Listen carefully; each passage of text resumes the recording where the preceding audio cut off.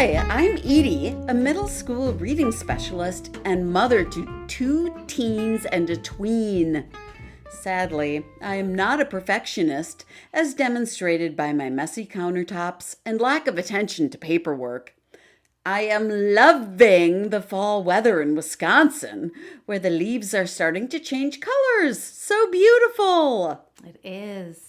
Hi, I'm Leah, an international school teacher who usually lives in Beijing, China, with her 2 teenage daughters and gem of a guy, Don.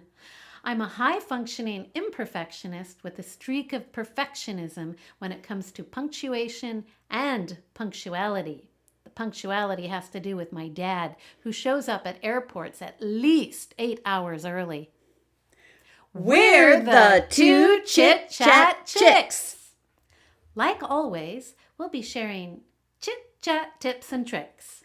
Bangs and salve. And we'll gather around the campfire to chat about burning topics. Wabi Sabi! And of course, we'll have our chit-chat challenge of the week. In our chit-chat tips and tricks segment, we share things that make our lives just a little bit happier or better. I have a product to recommend today that comes all the way from down under, Australia. What? Australia. It's Lucas's Pawpaw Ointment, which is made from papaya.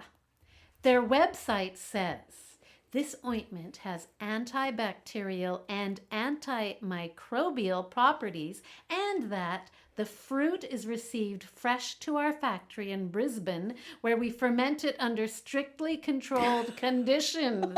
Every item of fruit we use is hand selected. Once the fruit, that being the papaya, is fermented to just the right level, we can use it to make the ointment. They are not hand-selecting each papaya for ointment. What's the ointment for? Well, yes, they are, Eydie. And you can seriously use this stuff for everything. I used to spend a lot of money on Kiehl's lip balm, the only thing that ever cured my intensely chapped lips. But this is a fraction of the price and works even better. I also put it on cuts, mosquito bites, when I need to moisturize, and when I get a rash. It seems to work for everything. It's like the Vaseline of Australia, but better. Where can I buy this wonder ointment? Well, my friends from Australia are always gifting it to me, but I looked it up, and apparently you can get it almost anywhere. Walmart, Amazon, Sephora, and it's not expensive. You can get a tube for $8.95 or a giant tub for $34.99. What? It's my turn already? I was on Amazon ordering a tub of Pawpaw ointment. Well, you won't regret it. This stuff is gold. I have 2 tricks for you to try before considering Botox or a facelift. Oh, good, because I'm thinking about it. Oh, you won't need to think about it anymore. The first trick is to wear oversized aviators whenever possible. The aviators will hide all those telltale laugh lines around your eyes. Mm-hmm. The second trick is to get bangs. The bangs will hide your furrowed brow and delete at least 10 years from your age. Leah, have I ever told you about the time my college roommate cut my bangs?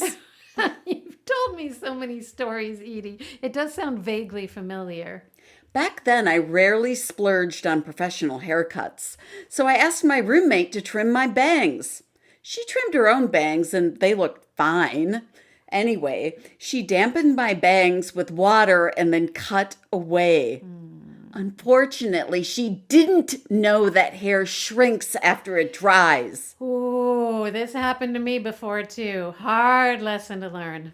Leah, I looked like Paul Simon does on the album cover, Bridge Over Troubled Water. It was horrifying. So remember to instruct your stylist that you want bangs on the longish side. Like a bridge over troubled water. what Paul Simon's bangs look like now. I don't know, because nowadays he's always wearing a baseball cap, I think. And I'm sure he's had some work done. Too bad he isn't a rooster. He could have saved some money and just bought some aviators. Do I hear a campfire? Do I hear a campfire tune? Fire's burning, draw nearer, draw nearer. It's time for Campfire Chat. Today we are going to be talking about not striving, but just living. What is referred to by the Japanese as the Wabi Sabi lifestyle. Yes, it's a worldview centered on the acceptance of impermanence and imperfection. The classic example of Wabi Sabi is the well-loved teacup made by an artist's hands that is cracked or chipped by constant use. It's well-loved, functional, and still beautiful in spite of its age and wear and tear. Kind of like us, Leah. Yeah, kind of like us, Eydie. Okay, well, this Japanese philosophy encourages us to focus on the blessings hiding in our daily lives and celebrate the way things are rather than how they should be. Ooh, I love that. My daily blessings during this era of social distancing are long, quiet mornings. My feral children prowl around the house into the wee hours of the morning. They are gaming and watching movies and eating snacks. Since they go to bed so late, or early, they sleep in. I still get up early to complete my morning routine. Yes. And if you want to hear more about Eydie's bonkers morning ritual, make sure to listen to episode 2. Yes, episode 2. It's so good. Rituals, right? Rituals, yep. Sometimes I am given 6 child-free hours of time to write, reflect, and collage. It kind of makes up for all the early mornings I had with them when they were little ones. Oh, wow. That's 6 hours. I know, but I got up early for many, many, many years with them. Right? Okay. Well, for me, my blessings during this tumultuous COVID time and not being able to get back to our home and job in Beijing are many.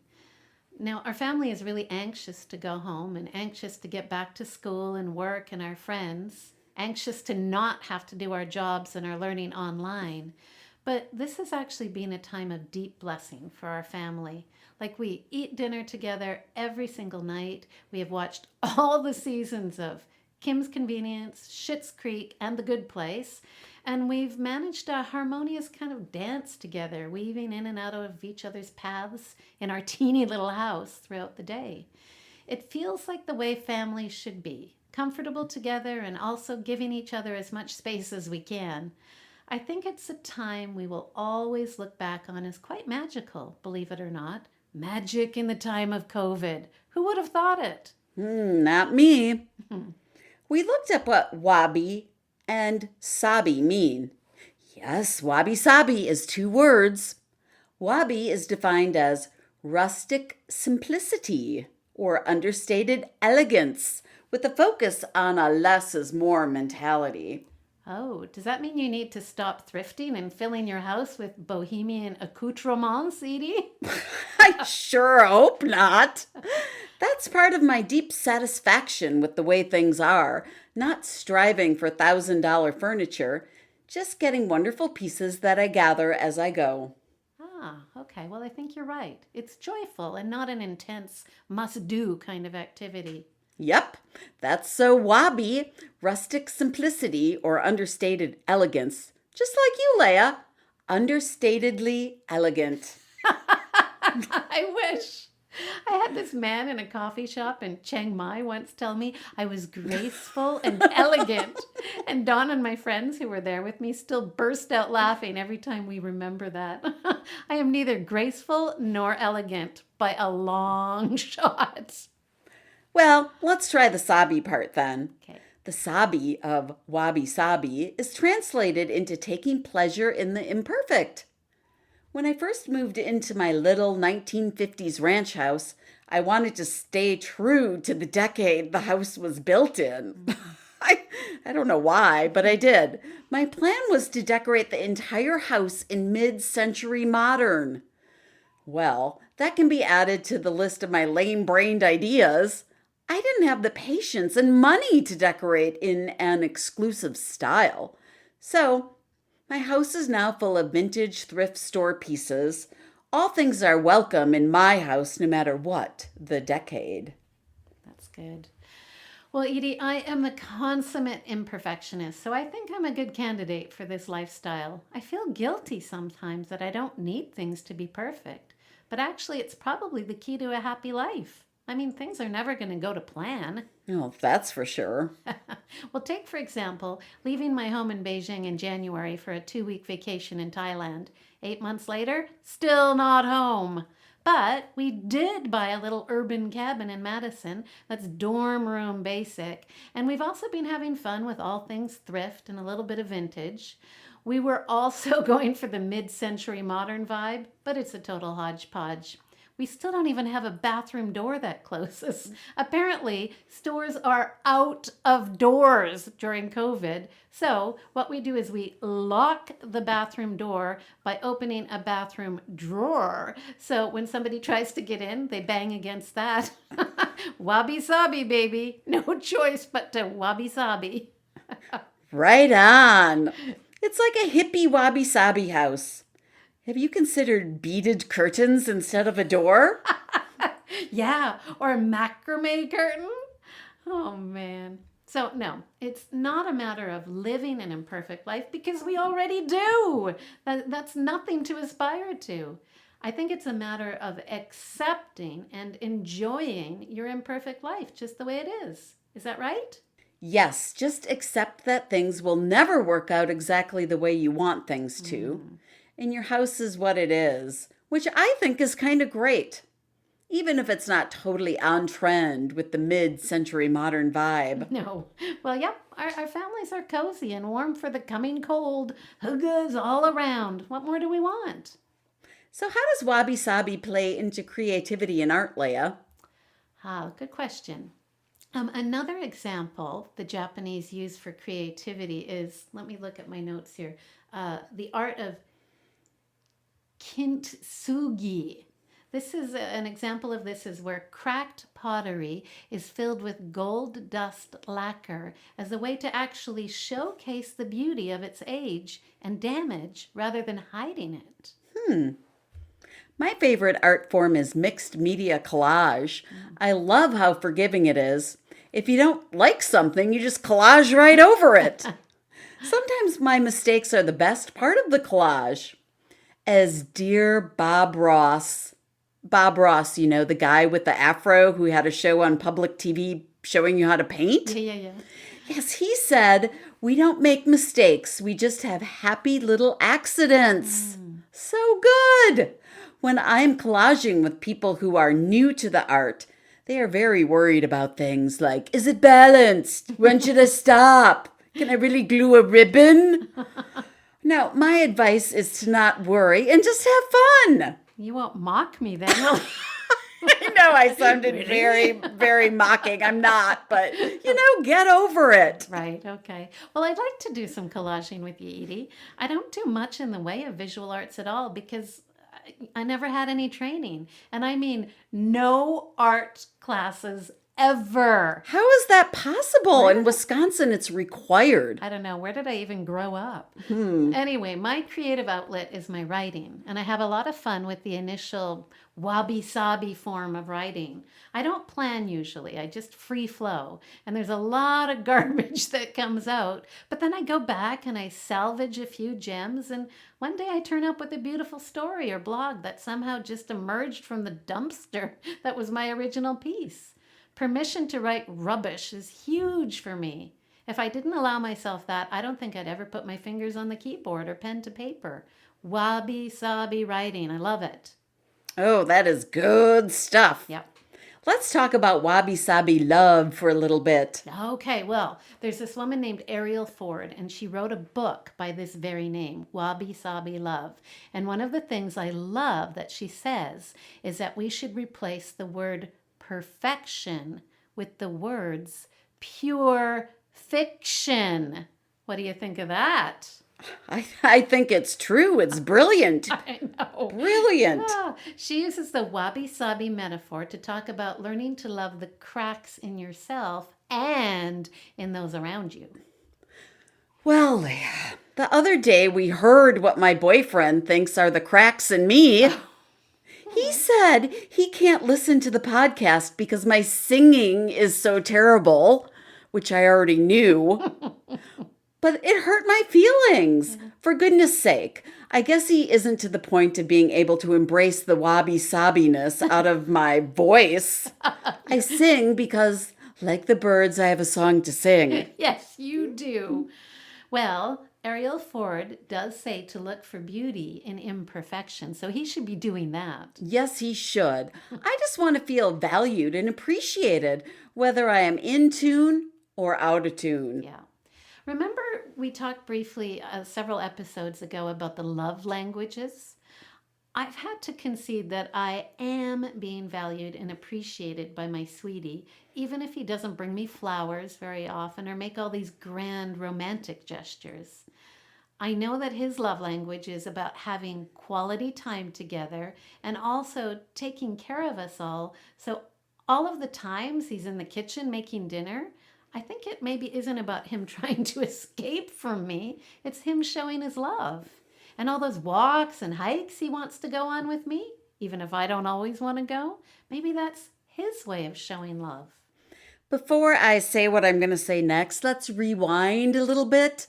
I would never complain about a man in the kitchen making dinner for me and the family. Right? Ever. Okay. Point well taken. Thank you, Dawn. Oh. But anyway, does that mean I don't have to go kayaking and hiking with my guy? Because I don't always want to. No. Well, Eydie, I could use my own therapist, and I'm sure not qualified to be yours. But what if you found good enough things to do together that made both of you happy? And you agreed that you could both do your other things without feeling guilty that you weren't together all the time. But back to feeling hurt by his comment about my singing. How can I be wabi-sabi about that? I don't know. Maybe don't sing around him.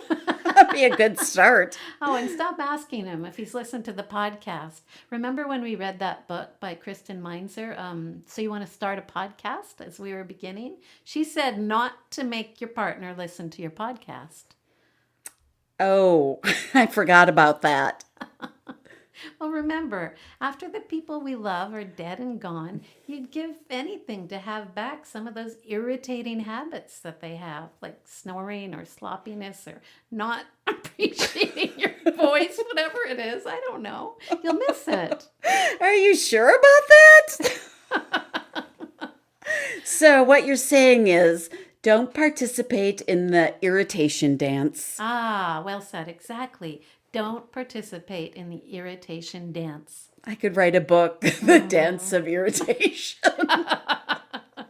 But from here on forward, I am going to assume best intentions. That is the best way to live a happy life. Yes, he just wants our podcast to be perfect. Well, Wabi Sabi is not perfect, but we're good.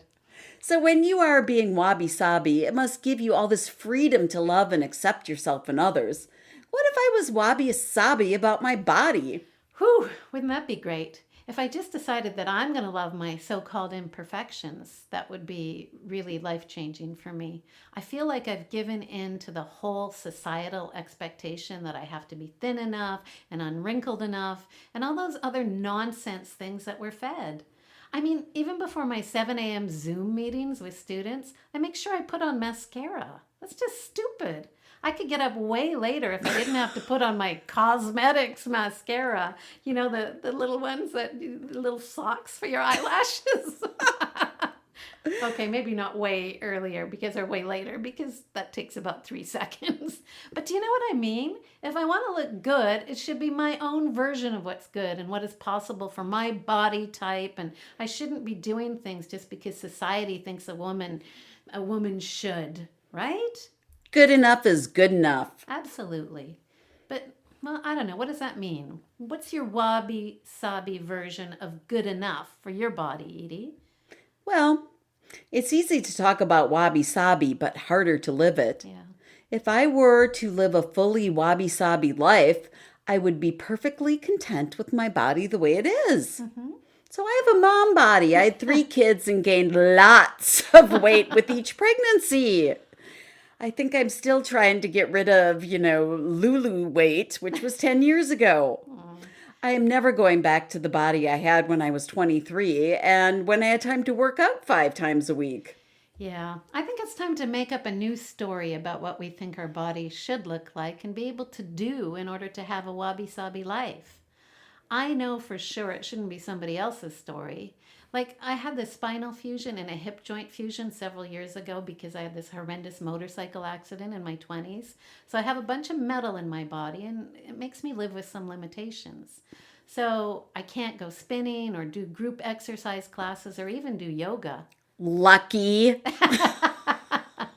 But I can do a ton of other stuff. So what if I move like an 80-year-old some of the time? I'm going to rock what I've got and keep doing whatever I can. I need to be fine with doing my own version of exercise, which sometimes, as you already know, if you've been listening to the podcast, involves slowly pedaling on my recumbent bike while watching Friends and eating popcorn and drinking wine.